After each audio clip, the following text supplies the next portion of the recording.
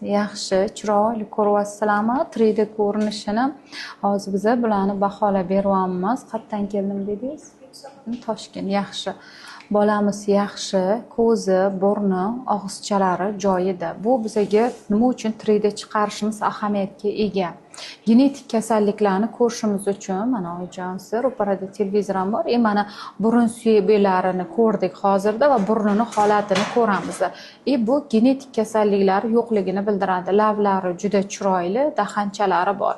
Yuzida joylashi to'g'ri joylashgan. Ko'z oraliqlari normada, burni, og'izlari joyida. Bu bizlar uchun juda katta ahamiyatga ega hisoblanadi.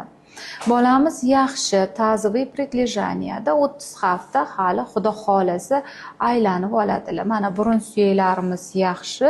Bularni bizga sanpiydan yuborishibdi. Burunchalari yaxshi, yuqorilab, pastkilab dahanlari joyida. Suvlarimiz toza, suv xiralashmagan, yaxshi.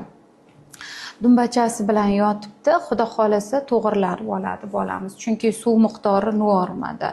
Ozgina oyijonimizga upражнениyalarni o'rgatib boramiz. Xudo xolasa to'g'irlanib ketadi. Bolajonimizni boshchasini tekshirishdan boshlaymiz. Bosh